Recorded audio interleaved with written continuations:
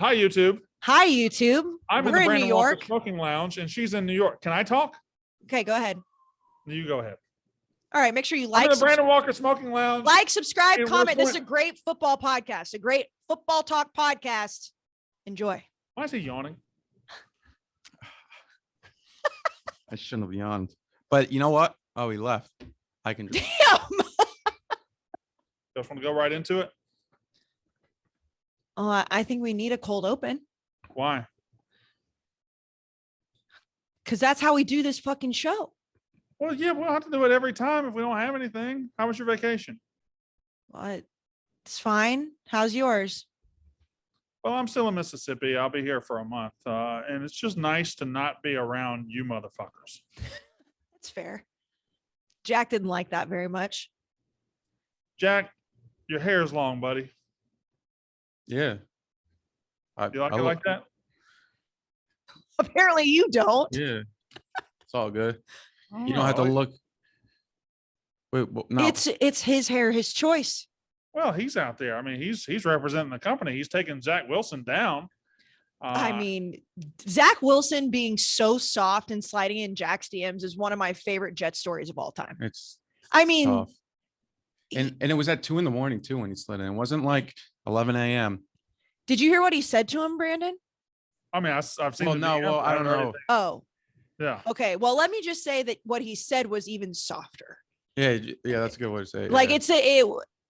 I already thought it was like a weak move by a quarterback in the NFL, starting quarterback. We can tell him off there. But when So, did he have sex with his friend's mom or not?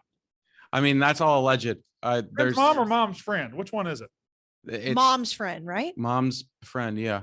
A lot of people are telling me that it's 100% true. He obviously denied it. So, but I will say, I think it's hilarious. the rumor does come from a bitter ex-girlfriend. So, but I will say, a lot of people have been telling me, oh, we knew about this before the bitter ex-girlfriend's comment. So But also here and there, it's all like, who knows? Also, nothing illegal happened, at least that I know of. bitter ex-girlfriend, fine. But for a bitter ex-girlfriend to come out swinging with he banged his mom's friend, like that's not just like, oh, like he cheated on me or oh, he was like a piece of shit boyfriend. Like that's a very specific Also, allegation.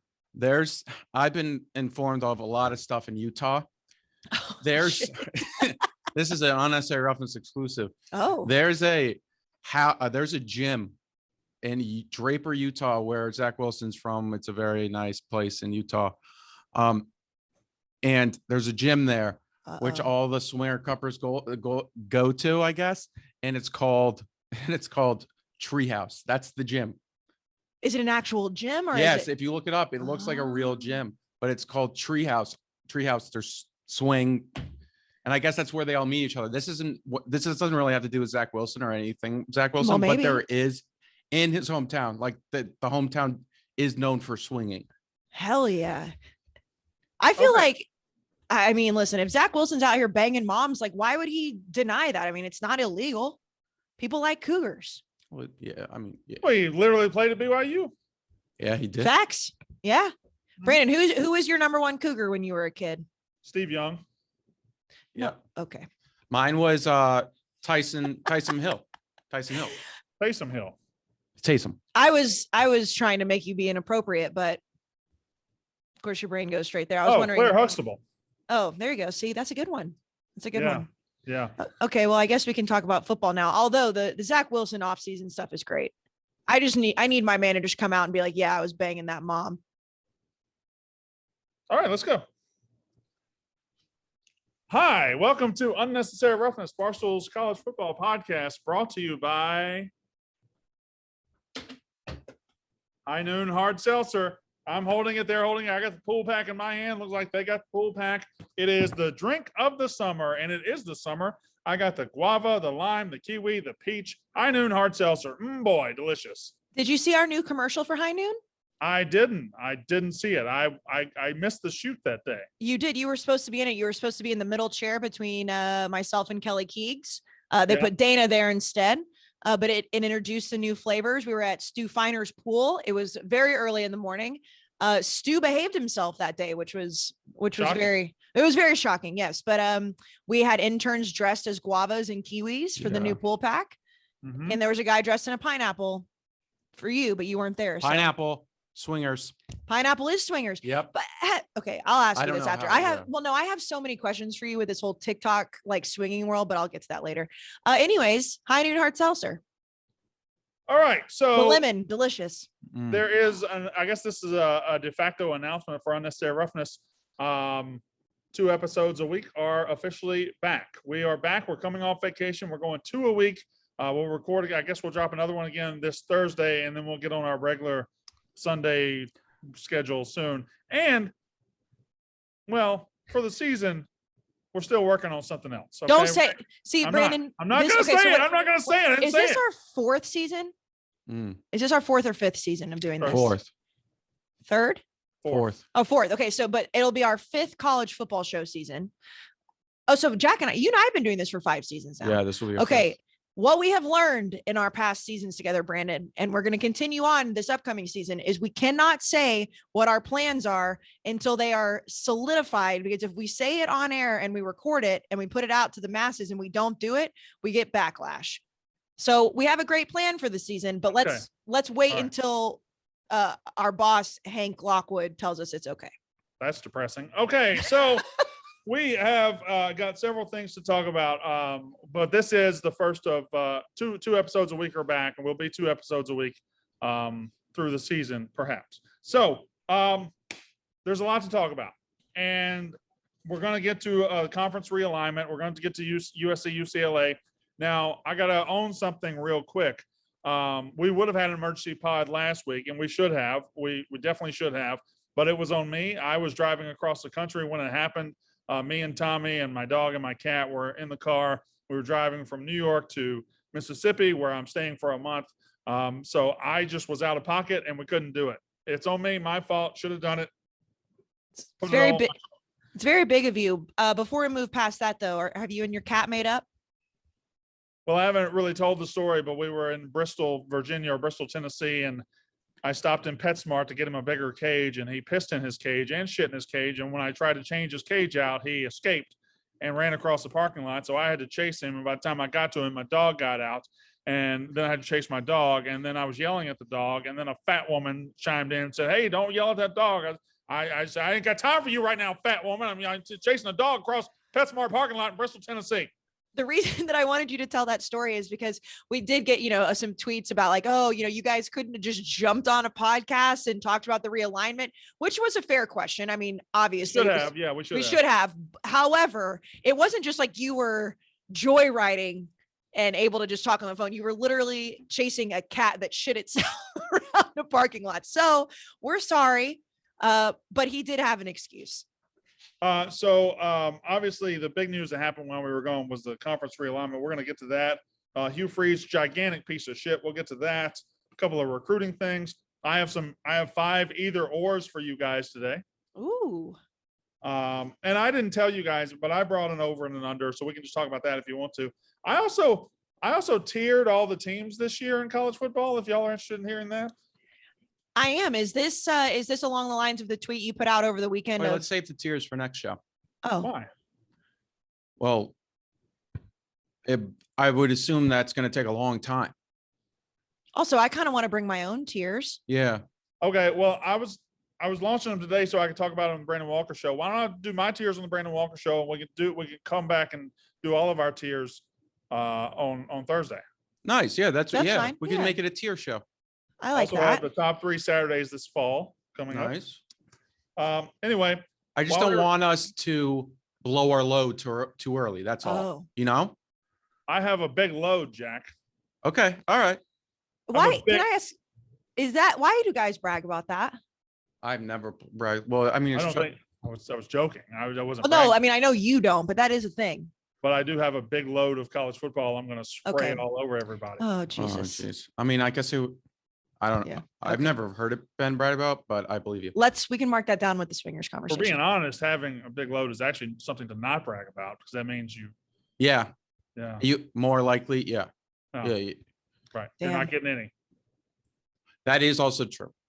Pussy Or- is what I'm talking about. Yeah. Okay, all right. If we had a Roman ad today, that would be a perfect place to drop All it. right. I was just making sure we knew what we were all talking about. So USC and UCLA joined the Big Ten last week, and it has triggered yet another round of intense speculation going forward of what the world's going to look like. This happened last summer, when Texas and Oklahoma up and joined the SEC, and we wonder, is this changing the whole landscape? And it is. It's probably going slower than we thought it might at that point, but this is our yearly dose of gigantic conference realignment news with USC and UCLA bolting for the Big Ten. And we know it's not about football. We know it's not about basketball. It's about money. It's about eyeballs. It's about the future of college football being determined by these networks, Fox and ESPN. And I don't want to do our reactions very long because everybody's already done their reactions. I just want to kind of go forward what it means now. But very quickly, what was your initial reaction, Smith? See, I think I was kind of in the minority, at least it seemed like from Twitter. And of course, Twitter overreacts to everything. But the on paper, UCLA and USC going to the Big Ten makes no sense. We know that from just a geographical standpoint, it seemed like it came out of nowhere. However, I loved it because back in 2010, when the SEC gained A&M and Missouri, and you looked at Nebraska had left, and all the Big 12 was starting to change. I had already accepted that was going to change a long time ago because my team made the move. Now I understand a lot of people in the Big 10 were like, "What the fuck are we doing?" This is the way that college football is evolving, and if it's going to evolve, I like these big splashes of these schools saying, "You know what? We're going to go make more money somewhere," and it might not make sense from a game standpoint. Yeah, we're going to kick off at 9 a.m., whatever it may be. That you have to evolve. You absolutely have to evolve. And the Big Ten adding 2 programs in California, one of which I think is going to be on the rise with USC. I fucking love it. It's chaos. Yes, it changes everything, but things have been changing. I mean, Texas and Oklahoma going to the SEC was a massive change. A&M leaving the Big 12, massive change. These are all things that have been happening. So why not continue it and blow up the NCAA, which I fucking hate in the first place? So here's the thing. A lot of people fall into the trap of deciding that college football is changing too much, deciding that college football is changing for the worse, deciding that they don't know if they can handle the NIL changes and the transfer portal changes and the conference changes and everything happening all at once. And I've had some pause at moments along the way, but ultimately I realize, I keep coming back to this: college football is and always has been a game of change. Mm-hmm. 15 years ago, we still used 2 computers to find out who would play for a national title. 25 years ago, we still randomly assigned championships. We didn't even make teams play for championships. That was in 1997. We had split national champions because we didn't even make them play. 35 years ago, the conferences that we're in love with now are unrecognizable. The Big 12 didn't exist. The Pac-12 was way different. The Big 10 was way different. The SEC was way different.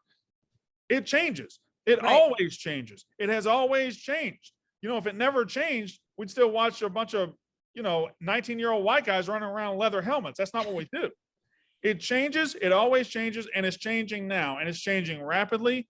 And it's changing globally, not just nationally, but it's changing globally. Eventually, I feel like it'll be a global game like the NFL is getting. And that's why you see these things happening in Ireland, these games in Ireland. But the changes are affecting everybody, and the regionalness of the sport is if it's not gone now, it's going to be gone very soon. Well, this was the first really big move that shows that regions don't matter anymore. Like the map that we put up, and I know it went viral when this all happened, where it shows the logos of every team where the schools actually are, was buffoonish. Like it looked so funny to see those California schools. However, you're completely right. And one of the things, we put the list of buzzwords that we hate, what it's like, rent free, all of those things.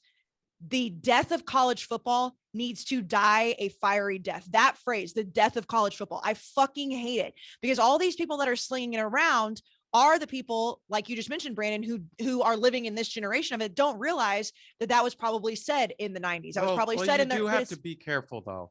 I just don't. It's such a cliche word. Yes, you have to be. I'm not saying that it's not happening in some form or fashion.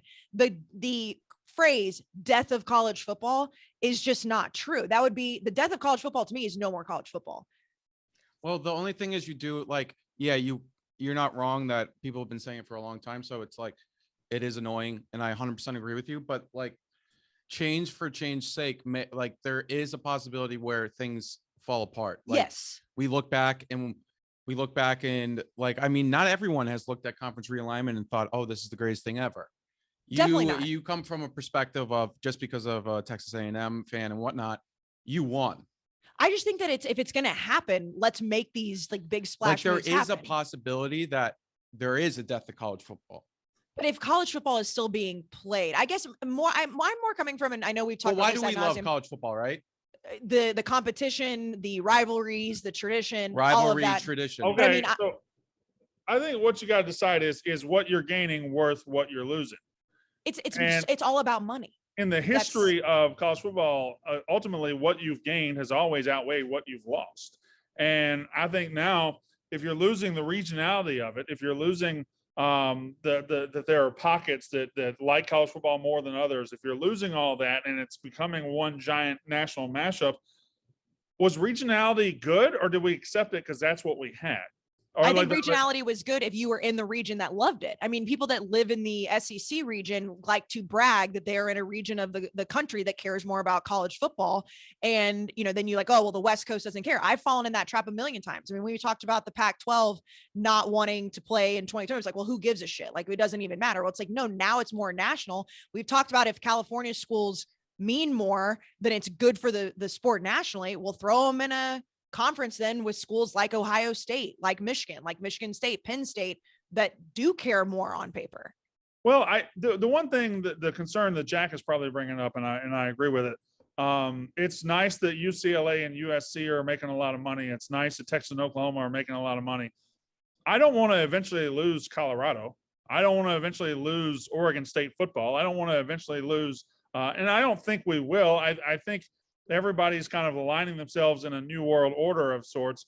Eventually, at the end of this, we're going to look back and I think it's going to be 4 big conferences of about 65 to 80 teams. Mm-hmm. And the Big Ten and the SEC will probably have the giant money contracts with ESPN and Fox. So, yeah, Jack. This is what I keep coming back to. What is the difference in your mind between college and professional football? Well, you are choosing where you go, even though the transfer portal and all of that has changed it. I've always said that about the reason that we love our schools, right? It's because, whether you went to the school or you grew up loving the school, whatever, kids choose to go there. So it's like in the NFL, like Zach Wilson did not choose to go to the New York Jets. That's where he got drafted. So the big thing to me is like now I am totally out on the whole student athlete thing, and anybody who still argues student first is crazy. They're not looking at the money that's coming in, but you still choose to go that no matter who plays for A&M, I will always be an Aggie. So whoever plays for A&M, they've chosen to go there. So I think that's what makes a difference. Like, well, that and on the whole, as far as pro football and college football, it's like a delicious ice cream shop that has 200 flavors instead of 30 flavors, right?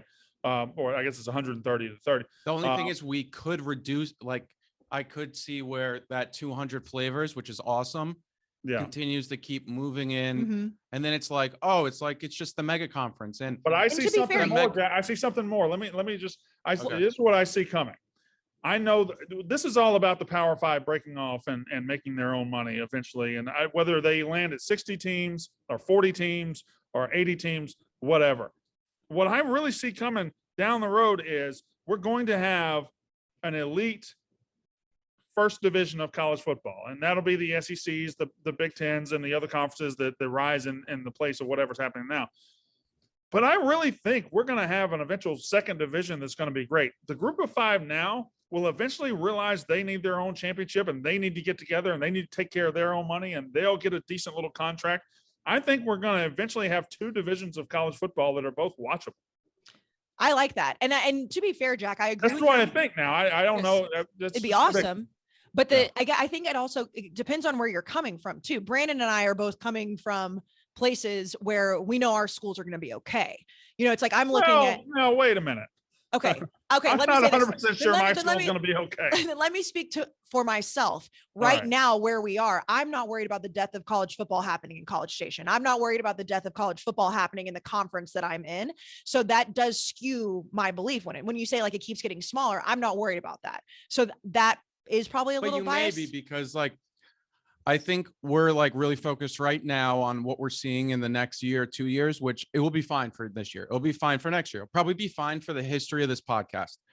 However, we may see, and I'm like, I don't know why I'm just thinking it right now.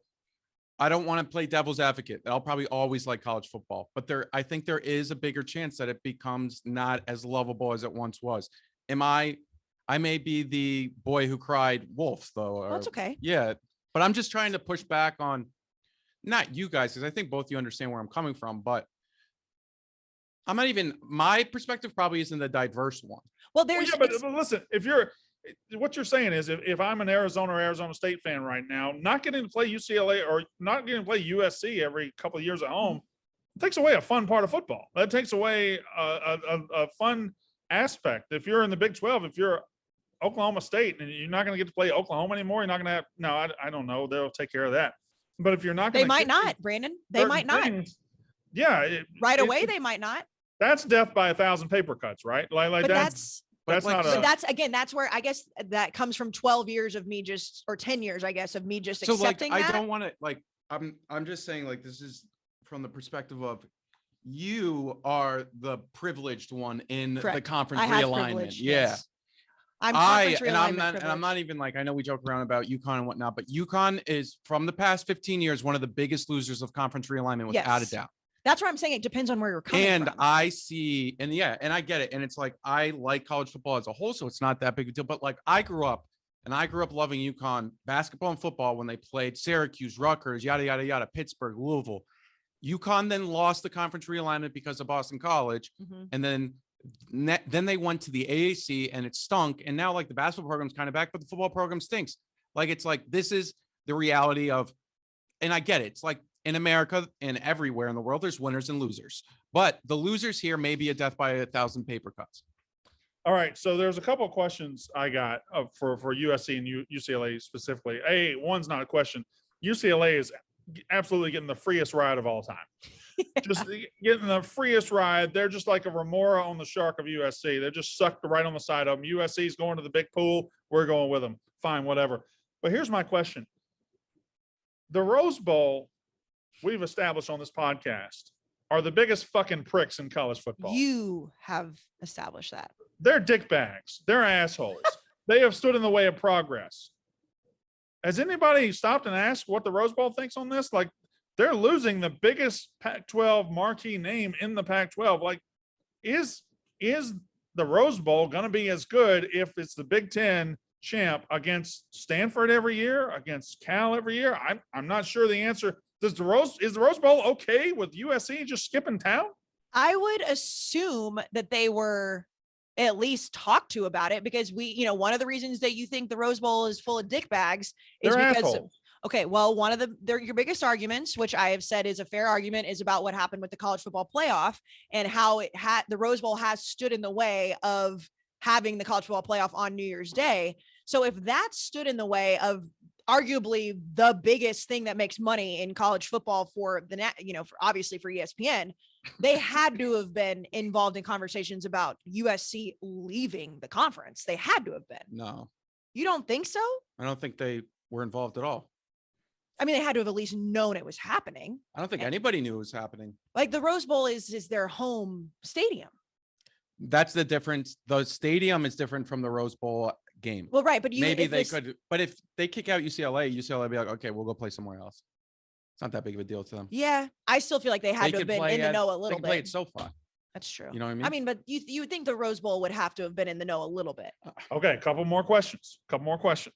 Also, by the way, Brandon, I think you're downplaying how big of a brand UCLA is.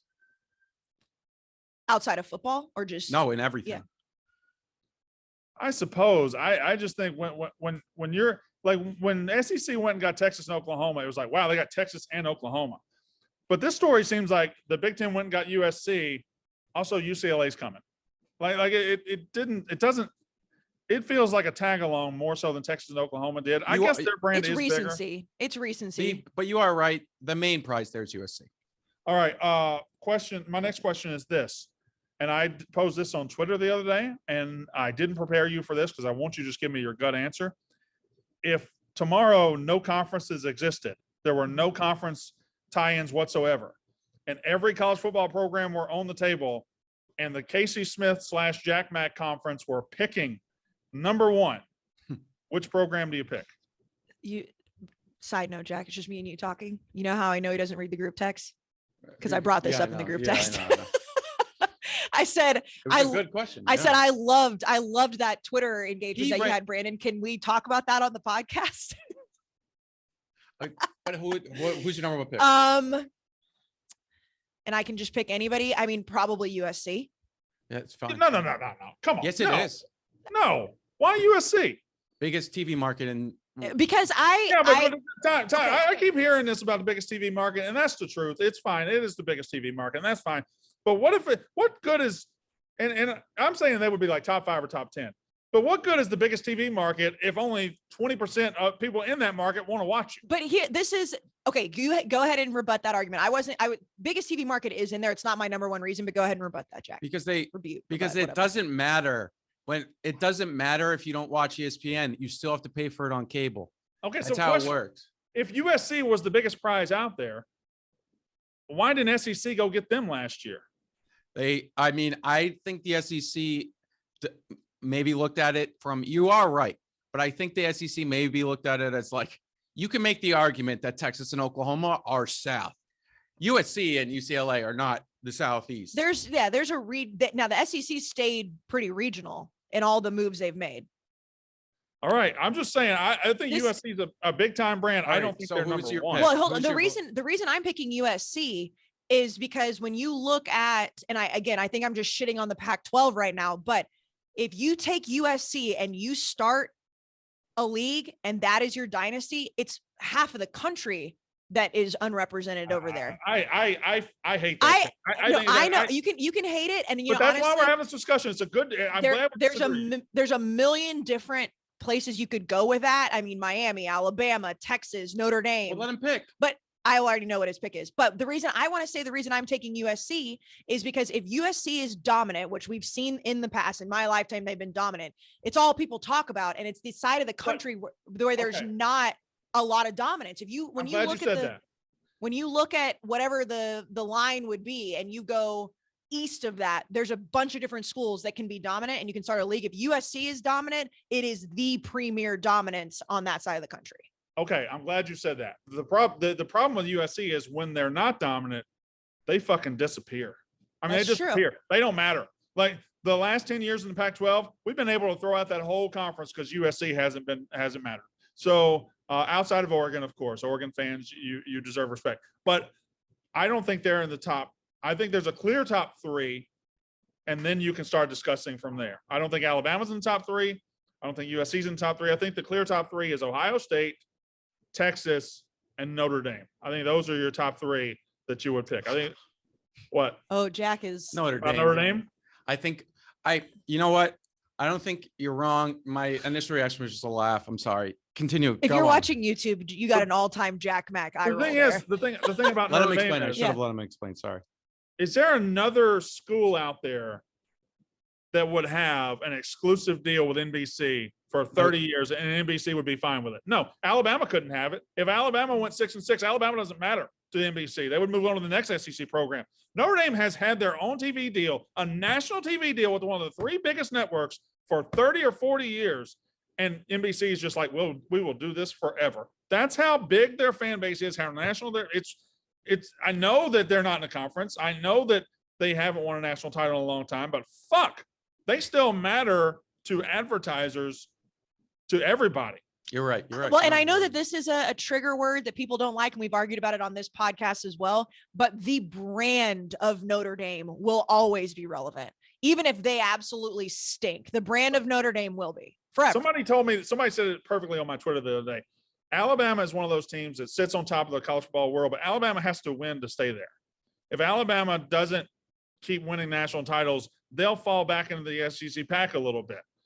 Notre Dame and Texas don't have to win to still be big, and that's gigantic. See, that's I think Texas is my number one pick. Texas is an incredible pick, and that's not me just pandering. Like, that's truth.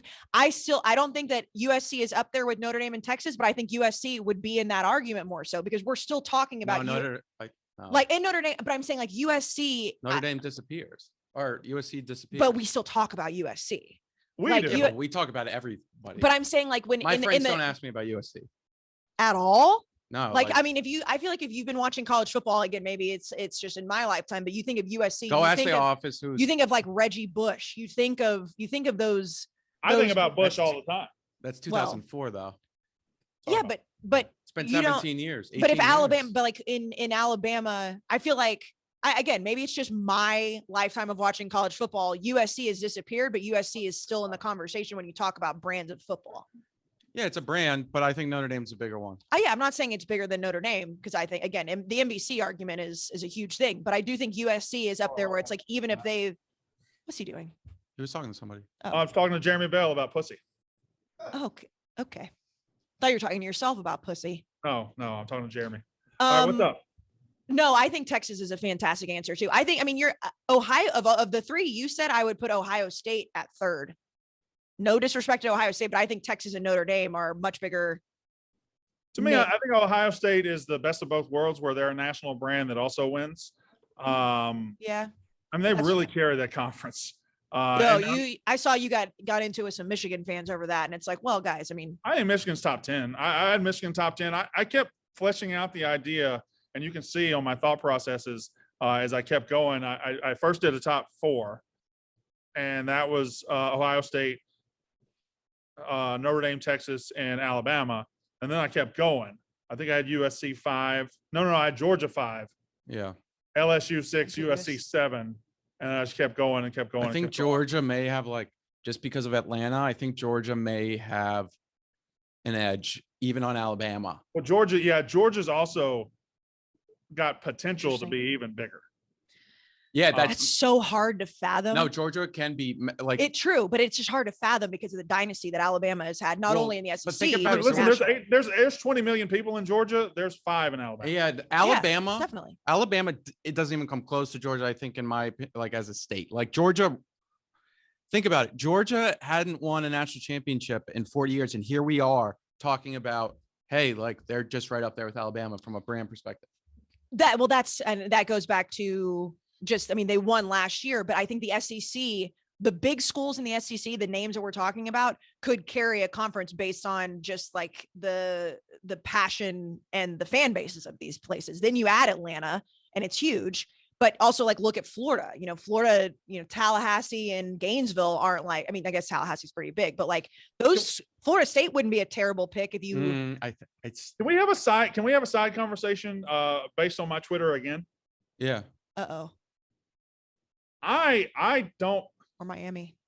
Who do you think the biggest brand is in the state of Florida? Florida State, or Miami? This is why I was going to. I think Miami I was going to push back on what you said because Florida State. would be the third biggest. Georgia's the only big school in Georgia outside of Georgia Tech, but Georgia Tech's like it's one, and then you drop 1,000 steps and you go to Georgia Tech. I think the biggest brand in Florida, it's probably Florida. It's tough. So I think they're like if you couldn't separate them, I think they're like all the same. I think Florida State, Miami are all the same. I think if let's say they were the 10th biggest brand in college football, I think it's 10A, 10B, 10C. Yeah. I agree. I think it could be Miami though. I think it's Miami. Miami nationally, you can sell a Miami Hurricanes jersey in Des Moines, Iowa. You can sell a Miami Hurricane jersey in Boise, Idaho. I don't think you're selling a Florida Gators jersey in Tacoma, Washington. I don't. I think Miami has got broad national appeal and have done it in multiple eras and decades.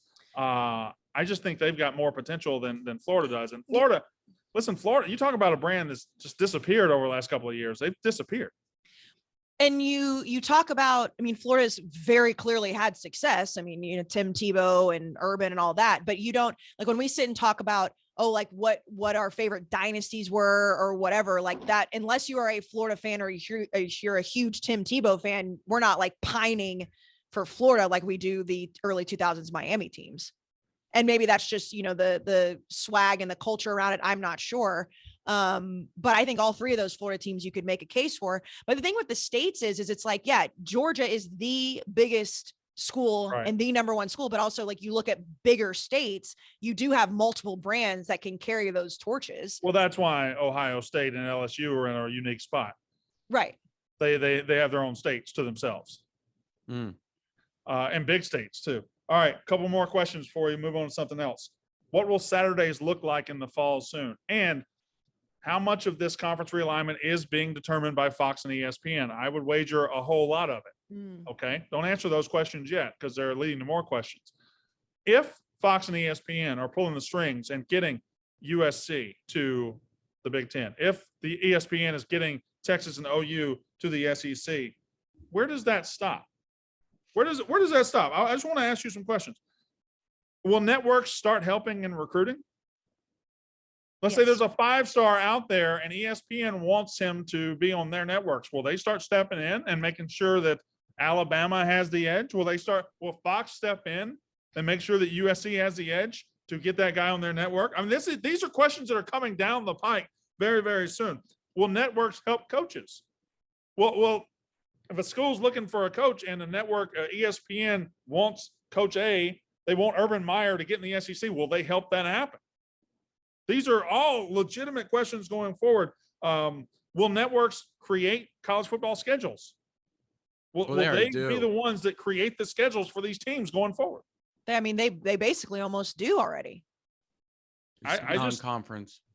I think that unless something changes, I think that networks will do that under the table for a little bit. They'll be like, we have this sponsorship with, whatever company it is. And hey, this player, we need to be at Alabama. We've got this sponsor. Let him be the face of this brand. I could see that. But I think, the NIL will have to change drastically because it's like gambling. No, I don't think it will, Casey. Let me just use an example. If anybody out there thinks that this is far-fetched, that ESPN or Fox will get involved in recruiting, I want you to look at what Nike and Adidas do in college basketball. Because Nike and Adidas in college basketball run shit. They determine where a lot of guys go. But those are already brands. I agree with you. I think that it's definitely, ESPN and Fox already do stuff like that as it is. And you mentioned NBC. NBC has the monopoly on Notre Dame. I think you're going to start to see these networks be more forward about how much they're controlling it. But I think they're controlling a lot of this already. It's just not talked about as much. They control schedules already. Jack. The college basketball thing is a great thing to bring up because I was thinking about, they already kind of do with the out of conference in college basketball because ESPN will do the Big 12 versus SEC challenge. Made for TV tournaments. Yeah. That's made for TV. And they're like, hey, you guys play each other. We'll put you guys on ESPN. Mm-hmm. And then they're like, oh yeah, of course. We want to be on ESPN on a Tuesday night in the middle of February or January, whenever they do it. So these are questions I haven't thought about, but as you brought them up, I was just quickly going through my head. I was like, yeah, this is a slope that's very slippery and I could see it happening. And who do you want to stop it? The NCAA? That only makes it worse. Well, this whole thing's moving to get the NCAA out of it anyway. I think exactly these conferences are going to make their own decisions. So it's all are we going to start seeing the decision for recruits on ESPN? I think we already do. No, if they, but LeBron, yes, we see the hats and all that stuff. I'm talking about an ESPN sponsored thing. If they're the only way that it would be that big, unless high school football got bigger, they would have to do a transfer portal decision. Bryce Young would have to win the Heisman as he did, and then be like, actually, you know what? I don't think Alabama's paying me enough. I'm gonna go somewhere else. But then it would have to be a school that ESPN has the rights to. But that's not all that crazy. If Bryce I agree. He was transferring, and ESPN's like, well, we'll do your decision. I can see that happening. And as long as it's not a Big Ten school. Lane Kiffin said this offseason, he was like, Bryce Young, and I don't know if Lane was lying or not, but Lane said Bryce Young he may have been lying, but he was like, Bryce Young was offered more money to leave Alabama. Or maybe he was saying, what about this hypothetical? And it's completely possible. Let's say a Oregon, not Oregon, because they have that big money. Let's say a random school, not even that random, but an Oklahoma State player wins the Heisman one year and he has one more year to go and he has to stay. What's preventing NIL boosters in Alabama being like, hey, You sure you want to stay at Oklahoma State? We can give you 15 million right now. Nothing. I mean, isn't that what happened to Jordan Addison at Pitt? Yes. Yeah, exactly. So I guess I'm just bringing up things that have already happened. No, but they're all fair questions. I got into, going along with this. Like I had a conversation with a friend who's very old school. She is very, very old school about college football. Like, oh, they're students first. And she said, well, what about the third string running back who's working his ass off? It's like, well, the third string running back's not making any fucking money for the school. No offense. Like this is all changing to where it's who's going to bring the most money into not only the school and the university and the programs, now these networks too. So it's a great question, Brandon. It's like, yeah, like you have to get over the fact that, 120 guys on a roster, they're not all equal. That's just a fact. I don't care that they play at the same college. It's just not equal. ESPN is going to be like, oh, Jordan Addison. Well, hey, or a guy like him, like we can make a whole bunch of fucking money off of using him as a brand. So I like that question. All right. So let's get off of the conference realignment and the serious stuff. Let's do I love this conversation. I'm okay moving forward, but this is great. This was fun. This is great. And it'll come up again without a doubt. Oh, I'm not saying we should keep going. I'm saying I would love if there was a kickoff tomorrow. Do you prefer we'll do this quickly. Like 2 conferences and it's split like on just across horizontally across America, or like you said 4 where it's just kind of like I think 4 regions. Like what happens? Yeah, I guess 4, but because then if you do north and south, like then you don't have the east and west situation too. I think you got to do 4. But the Big Ten just said they don't give a fuck about that either. That's what I was saying. So it's like I don't know. Penn State, Rutgers is going to play US. Like that's Rutgers. Like also they should have never got whatever. Yeah. But also the Big Ten. How big of pussies are the Big Ten about the AAU thing? Like Big Ten's been pussies about a lot of things for a while. The AAU, like they care about that. Like Notre Dame's on AAU because they hate Catholic schools, of course. But don't get me started on that. Don't get Jack wound up about that. There's going to come a time where somebody's going to have to realize when the SEC does things, they don't give a fuck. They don't stop and worry about the academics. Yeah. No. Sorry. Well, they don't give a shit about anything. But you know what's funny? You know what's funny though? Because they never gave a fuck. Now the school's academics are all getting better. Like Alabama's a much better school now than it was 15 years ago. And that's what happened. UConn was a shit school. Yeah, because there's a ton of money because the football program brings. I know. I'm with you. Yeah, I'm with you. And Miami was a bad school, and the football school and football made it. Now it has like 3. Miami has 3 hospitals with their name on it. It's truly about money. And anyone says that it's is not paying attention to where it's gone. And you're right. The SEC doesn't give a fuck. Let's not even talk about academics. I mean, I know that, again, touchy subject here. Look how they handled 2020. They said, we don't give a shit. We're going to play college football. If you want to pack your stadiums out, whatever. And everybody just moved on and said, well, the SEC is going to want to do what they want. Every other conference is going to have to start evolving if they want to keep up with the SEC. The Big Ten is showing that they can do it. And now it's gonna be like, all right, well, what's the Big 12 going to do? What's the Pac-12 going to do? What's the ACC going to do? We'll see. Again, you have to evolve. Either or. Are you ready? I'm ready. I'm ready. Either or. Would you rather? Oh boy. Your team win 1 Rose Bowl? Oh God damn it. 2 Sugar Bowls? Or 3 Cotton Bowls? 3 Cotton Bowls without a doubt. Well, I have a question. Are Okay. any of these national titles at these bowl games? No. Okay. 3 Cotton Bowls. 3 Cotton Bowls. I would take 2 Sugar Bowls. I think the sugar and the rose are still a notch above the cotton in my mind. I know what you're saying, but 3 Cotton Bowls means you're in the race for 3 full seasons. Here's my problem with the 3 Cotton Bowls. Okay, tell me. 4th quarter of the last cotton, you win your 3rd Cotton Bowl in a row, right? And what, you're going to tell me my coach leaves? How come? No. How come this guy can't win more than the Cotton Bowl? What's the problem? Why does he only win Cotton Bowls? That's fair, but then it's like okay, fair. But that is true. 1 Rose Bowl, and then if you ask how you should have asked this question was like, you win 1 Rose Bowl, but then you win an Natty the next year. Like, and that changes it. I think it's the numbers in front of it, right? Like it's like 3, that means you're in the running. However, it's like, I don't think people sit back and are like, well, they were in the running for 3 years. Well, no, you're right. No, but it's that's exactly what they do. That's exactly because I'm looking at, I use that argument against my own school all the time. It's like, yeah, well, Johnny won the Heisman in 2012, but they only won the fucking Cotton Bowl. I think 2 is the better. I think 2 is the best number here. By 3, people are wondering like, what's wrong with this guy? 1, not enough. Okay, I see it. 2, I see it. 3, you got Mike Gundy. I will say. 3, you got Mike Gundy. Yeah. Okay. It's like, he's not bad. But 1 Rose Bowl, yeah, it's like, okay, you won the Rose Bowl, but only 1. I mean, you need more than 1. I don't in this know argument. I don't know if I've done this either or before, so I might have changed the coaches, but either or, Lincoln Riley or Ryan Day. Right now. Oh, Shit. Ryan Day, actually, you know what? I'm gonna say, I think like Ryan Day, it's Wait. tough to call a college football coach a good guy. I think Ryan Day is a good guy, and Lincoln Riley, I think's Probably not a possibly good guy, yeah. a massive scumbag. I think most college football coaches are But- probably massive scumbags. Well, that's the thing. I'm like playing morals here in a sport Gotcha. where I shouldn't bring it up. That's fair. I always have the caveats. This is such a female trait in me. It's like, well, are we starting with a brand new roster or the rosters they currently have? Or if we're just starting a brand new team, I'm taking Lincoln Riley. They were both born on third base, Yes. so it's We're kind of both hard. privileged. But they All right. both have sustained. I This mean, they're is both what great answers. year of Ryan Day? This is year 4? 4, I think it's 4. and he sustained pretty damn well. Yeah, it's I think 4. 5. I mean, Urban left in We- 2018. We had a season with Urban. Yeah, we had a season with Urban because I was at the Ohio State Michigan game when Urban had So the head 18 was 18 with show. Urban. Urban 19, was with 20, 18. 20. This is year 4. Yeah, Okay. All right. 18 was with Urban. All right. So my next one.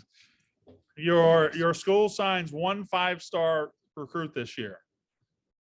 Would you rather that be a 5-star wide receiver or 5-star running back? Wide receiver. Wide receiver. I thought you were going to say.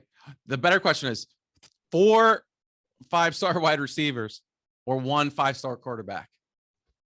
I think it's still 1 5-star quarterback. I think yeah. and I think the money from NIL we're seeing, quarterback, it's just like the NFL. It's just like you would rather take the chance. It's why teams continuously pick top 10 quarterbacks in the NFL draft, even though they have like a 40% success rate. That 40% success rate's a lot better than an 80% success rate elsewhere. I would say if we're sticking with the quarter or the running back wide receiver, it depends on what style of football you play. I think it's much safer to have a guy out wide that can catch fucking anything, that can outrun secondaries and have like a, decent quarterback versus just a guy that can run the ball, which you need, but you can go with like a 3-star running back and be okay. I want to really get into the logistics of the bust percentage at every position.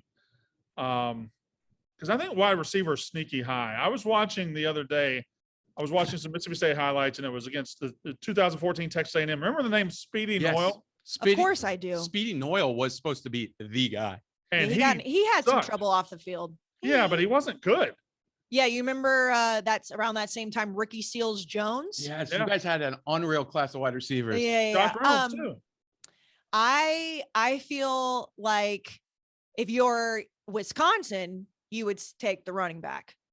If you're Alabama, you can take either pick. If I you don't know, are, Casey. Hold on. Let me go the other way now. If I'm Wisconsin, you're always going to have a running back. correct. I think I can take a 3 or 4-star Oh. running back and be fine. Give me the Okay. 5-star receiver. So here's some The of the opposite, top okay. wide receivers of all recruits of all time. Number 1, Dorial Green Beckham, who was fine in college, but once he got to the NFL, he kind of Well, no, he was kind of busty too. I guess he was fine. He was also, he had some off the field issues, a lot of them. Did he finish his college career? I know. I think he left and he got drafted by the Titans. All right, Whitney keep going. Lewis, USC. I've never heard of him. He was Right. Charles Rogers. He obviously was fine in college, right? Oh, he was a great player. But then obviously he Robert Woods, top 50 recruit ever. Yeah, but Robert Woods is also a very good college player. Derek Williams, Penn State. Uh, Ryan Moore, Miami. yeah, these are not good. No, Vidal Hazelton, USC. I've never heard of him. that's a terrible name. No offense. It's like Federo, right? Looks like Yeah. Federo. Do you remember this guy, Brennan? Early Doucette. LSU. Yeah. Yep. He was good. Julian Fleming, who's still at Ohio State, but he's not turned out to be anything amazing yet. So we're just looking. These are BJ Johnson, Texas. Never It's really. incredible the bust percentage at receiver. It's unbelievable. And I'm going through some really great other players that are because I'm going through the entire list. There's obviously, and this is just like a no shit comment, but there's obviously something to. The best one ever is probably Stephon Diggs. That's a pretty good one. All right. It's who's playing quarterback too. That's why you always go to like, yeah, you'd much rather have a quarterback because you could have the best wide receiver on the planet and have Terrence somebody that can't get Tolliver. him the Have ball. you ever And they heard of stink. him? That's also LSU, I think. LSU. Yeah. Yeah, he stunk. All right. Either or. Yeah. Jeez. Why is he He laughing? thinks this one's funny. Would Again, you rather follow your team only through segments on the Paul Feinbaum show or only through Danny Cannell's Twitter? Feinbaum, because it's just more entertaining. I think But I the would only- take Danny Cannell's Twitter. I think I love that thing. Okay. Okay. Only follow my team though. I think I have to go Paul Feinbaum because you can at least listen and hear the context and the tone. Sometimes Danny Cannell's tweets make no fucking sense. But And you you're can't like, watch the games at all. You only have to check in when Feinbaum talks about them. at least though, I can like, okay, like when he talks about it, you can kind of piece things together. You only got a certain amount of characters on Twitter and Danny Cannell doesn't use them perfectly all the time. Okay. Like, you know, sometimes he makes those arguments. You're like, what are you arguing? Like, I can't even tell what this is. I can't have him tell me what's going on with my team. All right. And can Phyllis call? Is it her name Phyllis? Yeah. No, I think Phyllis she's from dead. Mulga, yeah. She's dead. R.I.P. Oh, But no, you're thinking of Tammy from Auburn. I think Phyllis died. I don't think Phyllis died. I think Phyllis is fine. Phyllis from Mulga? I think Tammy from Auburn died. I think Phyllis died in a car crash. No, that's What? Tammy from Auburn. Okay. She died- R.I.P. Tammy. R.I.P. More life to Phyllis. yes. I don't think Tammy was from Auburn. She was from another town, but she was an Auburn fan. If I could choose only hearing about my team through Paul Feinbaum callers, slap that button. Well, 10 that out of is. 10. No, that is. No, but not. I think you're saying just through I just said Feinbaum. segments now. Now if they talk, yeah. Oh, that's an easy one. Give Yeah, me like the SEC callers. people Yeah. telling me, and that's any team, by the way. All right. Last one. Would you rather have no food during a college football game all year or have to eat a full slice of pizza for every point Ohio State scores? No food. No food. Because I would just get like so out of like it would be bad. You'd have to work out so much. And also, like, you know, that feeling, and we get it on Thanksgiving, but it's okay because it's like, all right, it's one time a year when you're so miserably full that you feel like you're going to explode. Like, can you imagine doing that every single Saturday? I can't, but listen. I think you're discounting. You're talking about watching games from 12 to 12 and not eating. You're going to get that hungry every Saturday? You're going to start hating college football. Well, I'll Just just, saying. It's yeah, like but I a, mean, it's a a slice of religious pizza. experience, though. Okay. Slice of pizza for every touchdown or literally every single point? Touchdown I felt was too easy. Yeah. Oh, every single point. That would So be I'd have to eat like 450. 700 They piece of pizza throughout the year. wouldn't be So 700, should it be but yeah, scores? Should it be scores? Well, 700 throughout the whole year. they don't score 700 points. The whole season they don't. Maybe in 15 games. That's what I mean. That would be like 45 points a I game. mean, they get close. 45 slice of that's what pizza. they average. I know it was 45. I'm gonna look it up. I'm gonna 45, look it up. 45 I guarantee you on average Ohio a State averages Saturday? more than 45 this year. I don't think Okay, that I do alright. not think that I could eat 45 pieces of pizza without dying. I think I I mean, would 50 literally die. 50 points a game in a 12-game season, 600. Yeah. And then they play a conference championship game and they play a national playoff yeah, game. so- They're going to go over 700. So around 700 slices of pizza a fall, I'm going to say no. But even if you just break that down, even if it was 30 slices of pizza a Saturday, when we have those the gambling cave, I mean, I think I maybe eat 2 or 3 pieces. All right. What, Brandon, you would go with the piece of pizza? I don't know. I got to figure it out to make it more even. I would take any option other than not eating all day. Well, yeah, if you made it less, I mean, I honestly think our stomachs would explode. All right. Here's my top 3 Saturdays of the fall. I went through the schedule this week and I was looking which weeks are going to get us the most excited. Now, this is a little predictable because week 1 and rivalry week are on it. Okay. Week 1, you got West Virginia, Pitt, you got Cincy, Arkansas, Oregon, Georgia, Utah, Florida, Notre Dame, Ohio State, and Florida State, LSU. Those are my 6 standout games. But you also have just the fact that it's college football and week 1 is always special, right? It's going to be incredible. Can't wait. Not that far away either. Less than 50 days now, right? Mm-hmm. It was 50 days at some point last week. I did a Twitter announcement. Yeah, it's 50 days until that first, like week 0, but yeah. Yeah, that's what I did. I did 50 days until August 27th. So it's more like 57 until like week I think 1, it's 54, I believe, is Well, what I I mean, saw on Twitter today. today's the 11th, so we're 30 days. We're a month from the 11th. That means we're a month and 3 weeks away. How many days? Yeah, no, the first college football Saturday is like 54 days away. She said 50 days away like 3 days ago, so it was 57 then. That would make sense. Well, I did a week 0. I know. Oh. But you said 53 We're days so ago, stupid. and we're 54 days away now from week 1. So Yeah. yeah, you see what I'm saying? Yeah. Yeah. I just, when I did my tweet, I was only looking at week 0. You could do that week again. You could Have do y'all looked at 50. October 8th? Yeah. Texas I know, A&M Texas A&M at Alabama, Auburn at Georgia, Tennessee at LSU, Ohio State at Michigan State, Texas and Oklahoma, Clemson at Boston College, Oh my God. BYU at Notre Dame. Like, there's a shit ton of good games that day.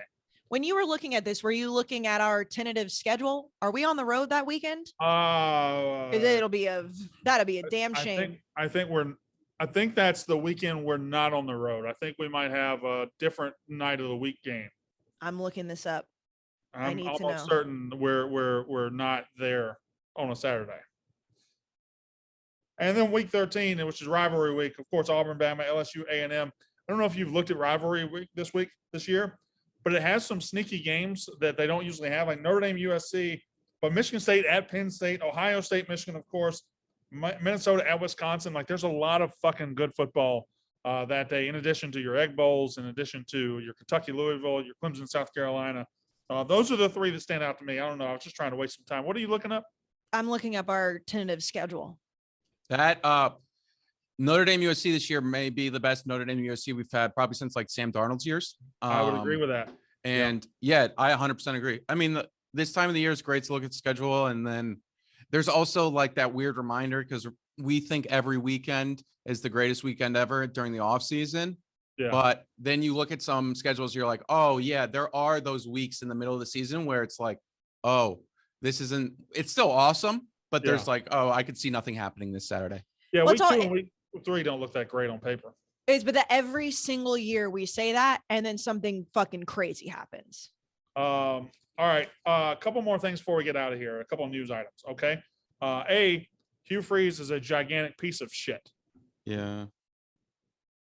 So was I right? We got. You're kind of, but you're 50. Yeah, it's 50-50. Yeah. Not 50-50 will be. It's just nod your head and we'll explain. And maybe after. it's like yeah. Let me say this: we will be able to watch that slate. I know. I think we have a Friday night game. Okay. Yeah, maybe a Friday. Maybe. I saw maybe Friday or Thursday, Wednesday, Yeah, Tuesday, Monday, Saturday. Why are we being so tight-lipped about this? This is not nuclear trade secrets. Well, because going back to what I said, we fuck around on this podcast and say things we shouldn't. I actually had this conversation with David Blattman about merch, like doing like I hate how it's like when we talk about the higher ups of this company, we say the full name. Yes. Like David Blattman. Like, well, we see him every day. We don't have Okay, to talk about Blattman- him like his CEO. Well, no, definitely not. I don't treat him like a CEO, but he was asking about doing world tour merch for the college football show. And I was like, listen, that's a great idea, but I know how this company works. And I know that we're going to say that this is the schedule right now. And about halfway through September, October, these things are going to change. Dave might change it like the day before.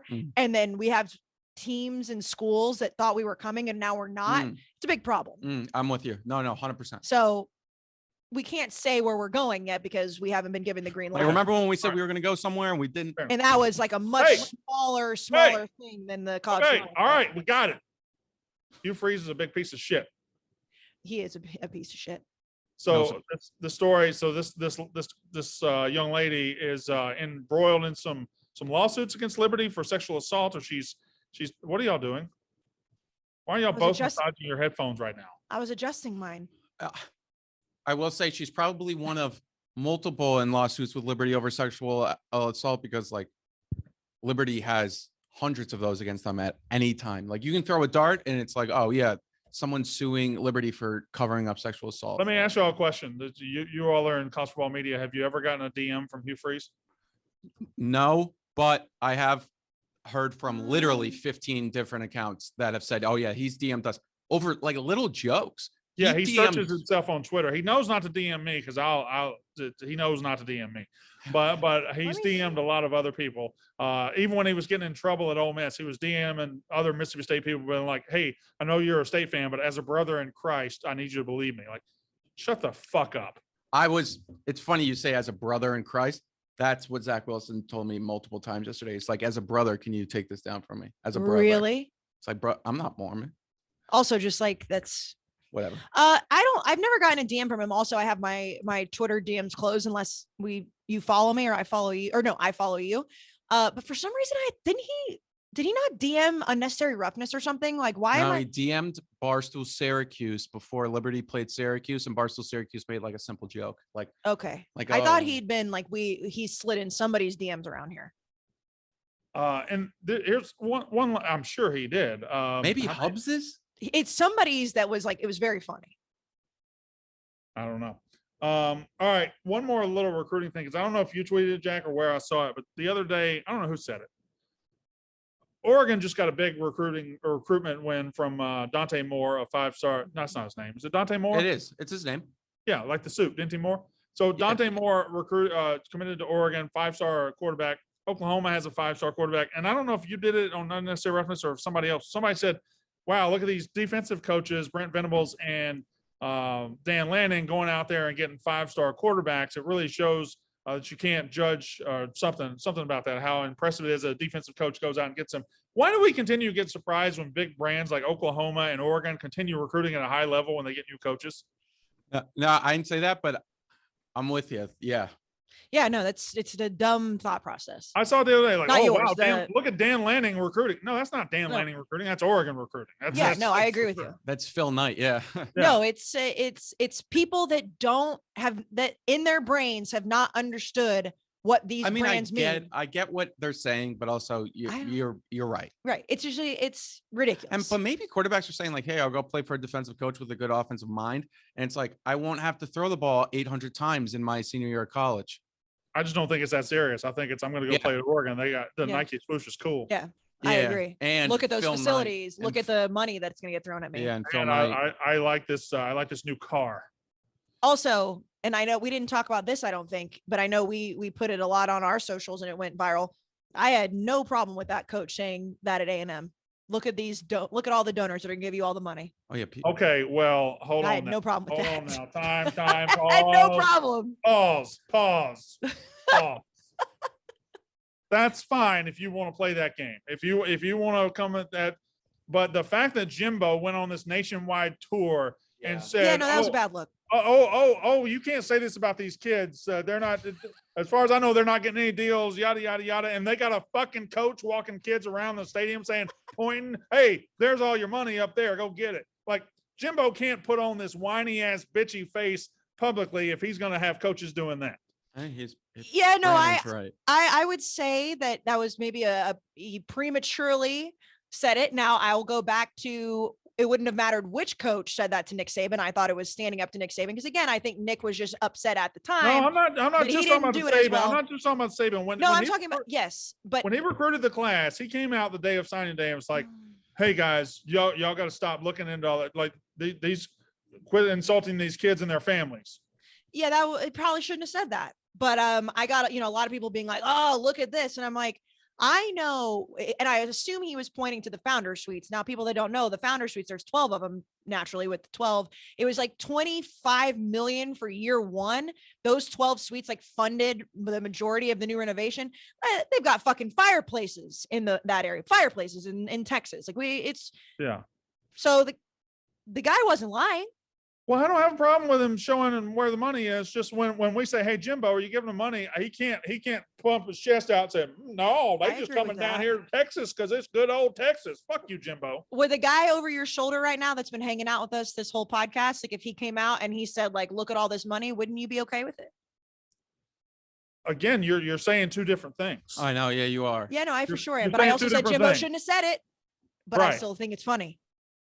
If this guy over here said, "Come to Mississippi State and get all the money," I would be behind him with a wheelbarrow, just with the money, just showing everybody. Instead of the duffel bag guy, you're the wheelbarrow guy. Just wheelbarrows of cash. You know how funny that would be?